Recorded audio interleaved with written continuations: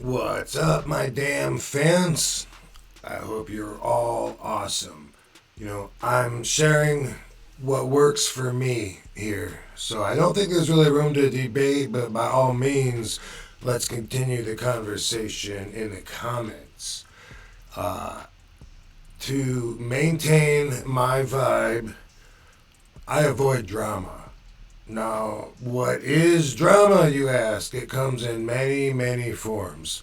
Um, there's certain people we can all relate to this. There's certain people that just seem to always have drama in their lives. It's usually looked at from that angle as problematic. Uh, I avoid spending too much time with those people. There's dramatic people, and dramatic people could be this way in their facial expressions, like Jim Carrey. Could be in their voice, especially if they yell a lot or just have a wide range of their vocal tones. If someone uses intimidation to try to take your energy, like for instance, a superior in the military seems to do to the subordinates, right? Um, the physical action, whatever it could be, like really dramatic. When someone's explaining something and they're really dramatic. Um, there is a time and place for all that, but in general, I'm probably going to be the least dramatic person that you know. Do you know me? Well, you're certainly learning all about me when I'm sharing this stuff. Sometimes drama isn't what people say, right? They use really expressive and colorful language. And that's being dramatic. They'll say, I saw this dude walk up to another guy on the sidewalk, and man, he punched him as hard as he could. I couldn't believe it. How do you know that he punched him as hard as he could? You know, uh, there's a lot of common phrases. Blaring is one of them. Man, all of a sudden guns were blaring or cars were blaring around the corner. What does that mean? I don't even know. In my face is kind of an overused term that really people use whether something's in their face or not. Get that camera out of my face, or dude, man, all of a sudden I look up and I got a gun in my face. The gun might not even been pulled, but usually that's the way that people dramatize a situation, and it's natural in society because I am one of a kind. I notice it, and that's all. All of these things. That's really the at least the first step. Uh, the really biggest, most important step is just being aware. Once you're aware of some of these things, then you'll notice them. Now, for me, I'm really energy sensitive after studying myself for a long time. So I find drama to be disruptive to my vibration. So I notice right away when someone's talking like that. Even like people that laugh at the stuff that at their own sentences, what they're saying. And it's not that it's making them laugh. It's like it's part of their delivery. It's a little dramatic. I'm not saying I run from all of this. I'm just saying, normally I I notice it, and then I feel like they're working extra.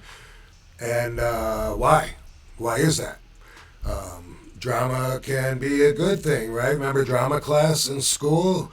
But still, it's about exaggerating. There's reality, and then there's drama, which works when in the entertainment field. Not having drama is a big setback. When you have reality shows, no matter how real it gets, you gotta have a conflict to overcome in order for each episode to be accepted by the whole production team, network. That's what you need. You don't have any content without that. Um, Drama can it works in promos, like in wrestling promos. You talk differently, you know, than you do in real life. It could just be like, Battle Creek, Michigan. The time has come. RVD, the king of Cereal City, is returning, and I have a surprise for you. People don't talk like that in real life. I notice right off the bat if it's a reality show or if it's a scripted show when I'm flipping through the channels, and you can tell as soon as they say a couple of lines whether it's authentic, because the reality shows usually aren't tight scripted, so the conversations are more organic, right? Now for me, I can be dramatic when I need to be. You know, like for instance, if I'm, remember that time I imitated the Ultimate Warrior? When the spirits from above, if the aliens visited me in the middle of the night, they told me that you, watcher, should subscribe to this channel. That's just not normally me, but that is a lot of people. There's a lot of people that seem to hide behind this drama like a filter. Like, who is that real person behind? Like, especially if they have like a lot of expressions, you know. Well, goddamn, he's smoother than a pig in Mississippi in the middle of bud season. You know, that's entertaining. Can be. Comedians use that a lot. Or loud voices, or characters, funny voices, whatever. That's drama being being used to entertain, and that might not be a bad thing, but it's going to take me a long time to explain energy. It took me a long time to understand it, and I'm still always learning. And that's part of understanding is being open to improvement. Because maintaining energy sounds like just an even keel, and that is Zen, that is peace. But being open for ascension, for lifting higher, for attracting positive is part of it as well. And that's going to take a long time for me to explain. But anyway, if you remember that Warrior interview, or not interview, whatever it was I did back in the day, dude. If you haven't seen it, click the link right here. I have no idea how to make links, dude. But R.I.P. Warrior. He was a good dude, man. I liked hanging out with him. For people that are dramatic in real life, especially that go out of their way, to like, wait, back up. Make sure everyone's looking at them. Wait, say that again so everyone can hear. I mean, that's being dramatic, I can't imagine. That would be, when I'm working and you want to see me get up, but my normal self, I would think it would be like on my time off if the real me went around pointing my thumbs all the time at myself. Like, that's my go-to. Like, this works. Hey, this works. Whenever I say this, I get the reaction that I'm looking for. A lot of people have phrases, expressions, stuff that they go to for that. That's what gets them through the day. Myself, although I'm not super comfortable with labels, I don't mind being called stoic. I've always identified with being stoic, and believe it or not, stoic isn't just a expressionless expression on your face. If you look up Stoicism, you'll see it's actually a philosophy, and I fit 98% of it. See if you can spot the difference. If you look it up on YouTube, and not now, don't go anywhere because I'm talking about me. You know, a lot of people say they get a chill vibe from me, relax, positive. That's with a lot of effort, as you can see, and using these guidelines, which I'm sharing with you. It's also part of my regular foundation. Like that's why everything fits so well. Like we all have things in life that we're drawn to, you know, and these things are what this would fit in for me. You know, this behavior pattern. My sister Terry always said as a kid that getting a smile out of me was about all you were going to get if you were trying to make me laugh. You know, I felt like, yeah, okay, I get it. I get the irony in that joke. You know, more than feeling obligated to put it over by busting a guy, whatever. You know, call me weird. Hey, would you call me? Look, but also, of course, experience desensitizes an individual, so that is part of it also. But this is my opinion. If you're shocked all the time, oh my God! If you're shocked all the time, is that a good quality to have? You're gullible. Is gullible really a compliment? What does that mean? It means that you're an easy target to deceive, to fool. It means that you are constantly unprepared for what happens or what you're going to hear. And for me, that doesn't work really well. So that's another reason behind my normal stoic expressions. I feel like some of that is beneath me. I mean, if you're constantly having a hard time believing everything, couldn't that be perceived as dumb? You know, with a stretch of the imagination. All I'm saying.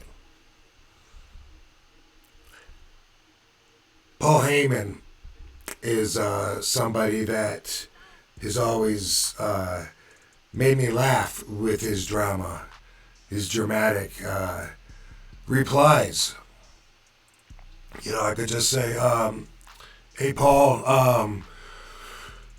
so-and-so said that, they want to have a talk. Are you serious? That's how he always is. What? Are you? That's always. I always laugh. Come on, Paul, tone it down, man. You don't need to do that. But Paul's very smart, though. You know. What? Are you serious? Paul's smart because he uses this to gauge your reply so that he can meet you in a conversation in your own comfort zone. That's how good Paul is. And right away, he realizes that that's not my comfort zone. Let's tone it down a bit, please. Some of you may have heard of this guy's been around like since I was, 14, 15 or whatever. Andy Frary. He always hung around like my little, I always called him my little brother. He got into wrestling and wrestled as Andy Van Dam, AVD. He lived down the street from me. Seems like he's been hanging around me since he was like 7 or 8 or something. But anyway, he's always been around a lot. And I was just thinking of this one time. I guess I was in high school at this time, and Andy called me and saying he had this kid down there that was a taekwondo champion that was saying that he was undefeatable. I'm like, man, I don't got time for this. And Andy called me back, and he was saying, no, he keeps saying there's nobody that can beat him. I don't know if you want to come down and fight him. I'm like, what do I got to gain from that, man? Come on. And I don't, I can't remember why I was totally not interested. Maybe I was really busy. I feel like I was because, eventually I was like, come on, dude. All right, if I get down there, is he going to fight or is he going to be talking? Because I don't have time, he's going to be talking and stuff. And he's like, no, he says he'll fight, come on down. I was all right. And I got on my bike and rode down to the end of the street where Andy lived. And Andy met me at the door, and I went down to his basement where this kid was.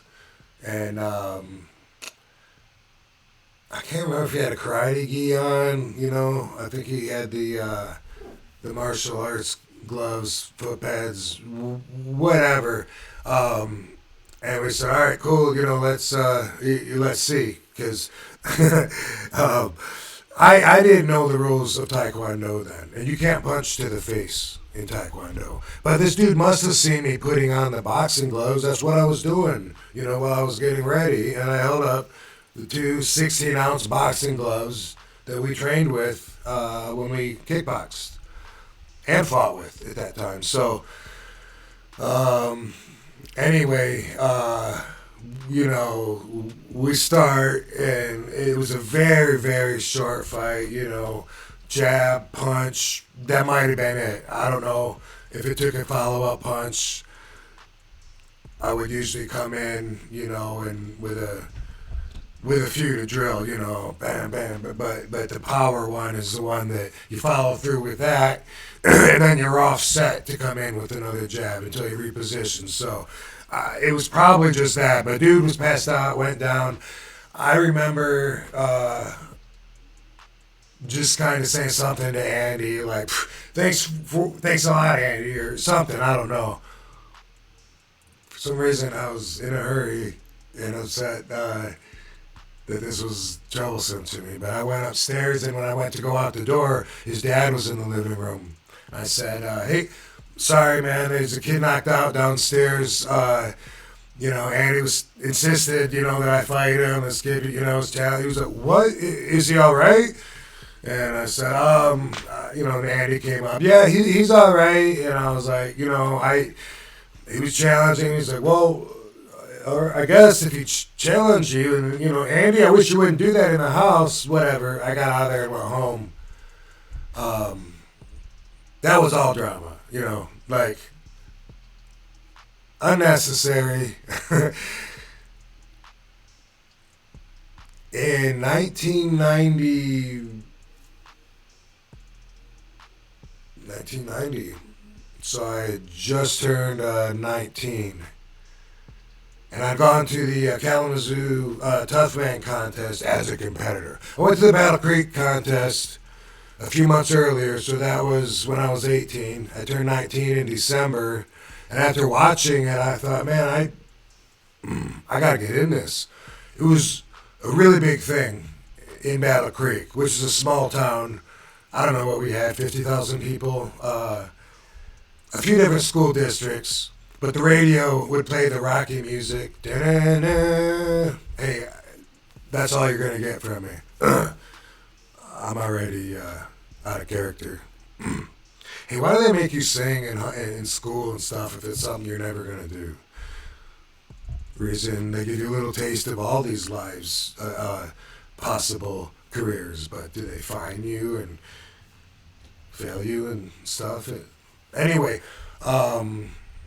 dee-dee-dee, that rhyme. Dee-dee-dee-dee-dee-dee. Are you the toughest man in Battle Creek? Do you have what it takes? And me and Dango, a few of us, we're all excited. Yeah, we trained hard in March. Turned 19 December in March at the Kalamazoo Wing Stadium. It was a 2-night event, and it was tournament style. Signed up, did the interview, got accepted. They try to get you to sponsor a table, have $100 table, and then if you have guests that are coming, they're gonna buy tickets anyway. You get a table, but I was told you could talk around that, so I did. I mean, I didn't have people that wanted to go and sit at a table and pay $100. That was a lot more money back then. Anyway, so hey, I just want to fight. Okay, cool. Greg Aaron was the promoter there, and Greg said you're accepted. We're excited. We're training.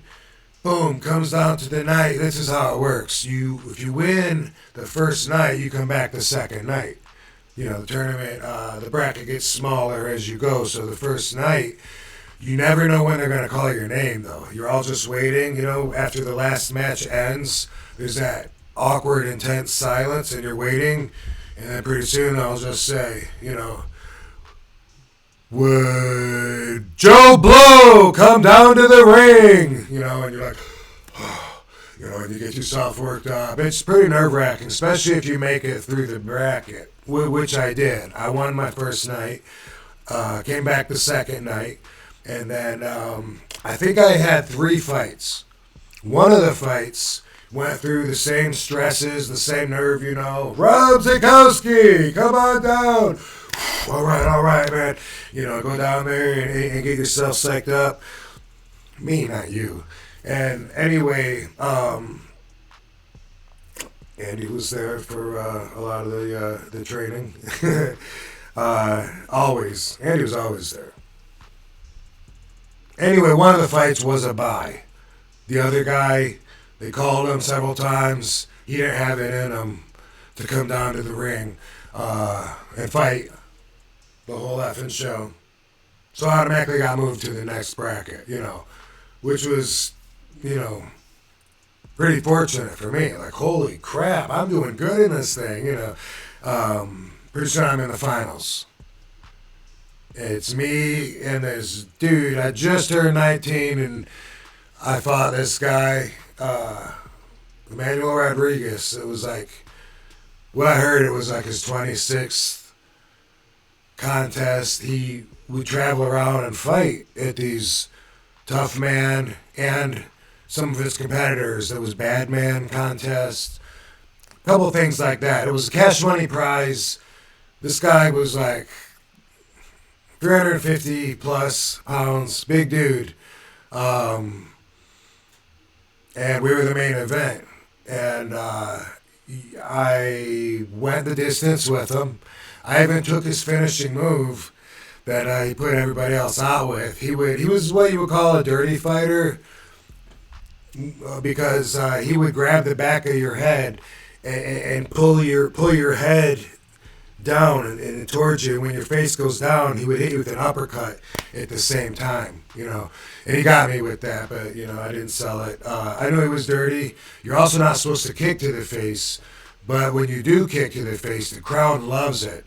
And it was a really weird kind of thing. It was like mainstream in the respect that it was a legit tough man contest and, thousands of people in this big arena. But it seemed weird because it was so shady. The rules were like subjective to the moment. And if the fight was going really good, they would extend the time. They would go from 10 seconds left, and then they were going bam, bam, and swinging really hard, and it looked like someone's going to get knocked out. They'd go, 8 seconds left, and 20 seconds later, they'd be like, and 5. It was like that. If a fight was really boring, they would just cut it short. They obviously wanted to get through the night, and they had that freedom. Also, if you kicked to the face, they loved it. And that's what I did right off the bat. Bam, I kicked him, set the pace, we both did our thing. One time, he stepped on my foot when he hit me, and so I fell back. I rolled with it right back up to my feet, but the ref gave me an 8 count. I was like, what? Bro. Anyway, the end of the fight, by decision, Emmanuel wins $1,000. Little Robbie won $200. Oh, I was gonna have the trophy. I went to get it and forgot. I was gonna have the trophy to show you. I don't think I'll get it now. Should I go get it? No. Anyway, I can't remember now. What the hell did I win? Did I win 1,000 and he won 2,500? It might have been that. I don't know. All of a sudden I feel unprepared. What the fuck does this have to do with drama anyway? Afterwards at the Y Center where I would work out, there was this dude that was in a tough man contest, Gary Boss. Boss or Bosk? Bosk Hog? Something. Boss Hog? Bosk the Bounty Hunter? This guy, anyway, he had like his own little Andy, little brother, and those two dudes would talk. While I'm working out, Andy would go over and talk to his little dude, and Gary would, through them, talk about how lucky I was at the Tough Man contest. I was lucky that he and I didn't face each other. All this drama, right? And anyway, my mentor that was teaching me how to lift, Tom, he told me that Gary owed him $100 for some steroids, something. I don't know anything about steroids, but he said Gary offered if I would fight him, and I won, he'd give him $200. Tom would split it. I would get $100. If not, which Tom thought he was going to get ripped off and not paid anyway, he had nothing to lose, Gary's debt would be cleared. Of course, I jumped on it. Big build-up every time at the Y Center. I don't know why we're always there at the same time, but his little dude would be talking to Andy. Andy would come over and say, oh, man, he says he's going to kill you, you know, this and that.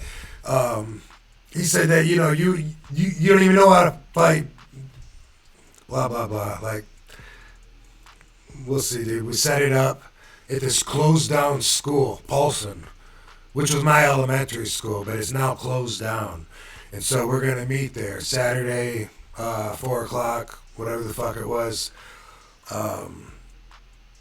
And so, you know, the back and forth talk build up, leading up to that Saturday, you know, like he would try and scare me out. Dude, you better back out, dude. If you show up, he's not playing.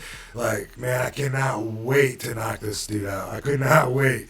Went to the school, and me and Andy and Tom, Dango might have been there, I don't know. But anyway, we went there and we looked around, looked in the courtyard, looked in the parking lot. We couldn't find Gary. We know some of the windows were broken in the school, so shit, let's go in and check out the classroom. You know, it's kind of cool walking around a school that's closed down. Like, what are they leaving here? You know, we're in there. Smelled a little bit. It's kind of trashed, you know. Like, even though it was inside, I felt like it was almost outside just because it was so weathered and dirty. We were thinking, you know, we could probably get in trouble for being in here. I mean, those no trespassing signs were a pretty good warning. But after a while, I thought, you know, we thought maybe Gary was inside. Maybe he got there ahead of us, was inside checking it out. It was very inviting to do. Gary wasn't inside. And so we went outside thinking, okay, you know, I killed some time. Let's go back out there and see if he showed up yet. Where's his truck? Where's Gary? No Gary. No Gary, no Gary. Finally, no Gary. Okay, so the thing is a bust. Turns out Gary Boss was nothing but drama. And I gotta say, you know, it's stupid to fight, especially at that age, because people do really get hurt, which is what Gary was trying to imply I didn't know. You know, it's one thing to box with 16-ounce gloves on, rules, maybe foot pads, whatever. maybe headgear. It's totally a different thing to be on the street, and really you should only fight if you have to defend yourself, in which case you should try to end the fight as soon as possible. That's real life. When you're a kid, it's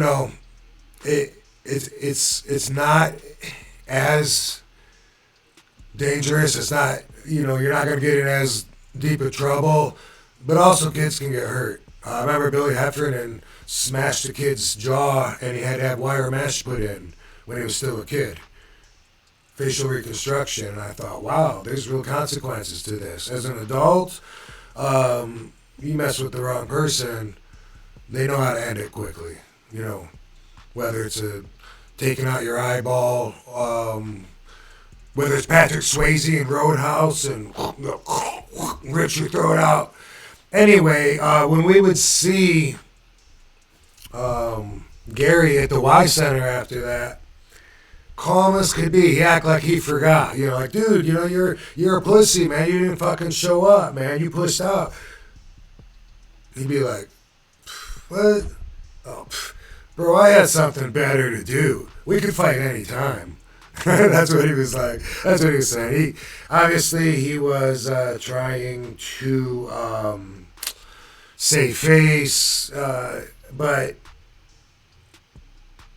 I'm glad that there wasn't a fight. Looking back at it, I would not recommend that you all fight outside of controlled circumstances. There's a couple ways we learn. The two best ways are learning from other people's experiences, or you guessed it.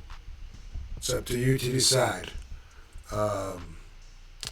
Anyway, Gary was all drama, and do the right thing. I want to hear from you.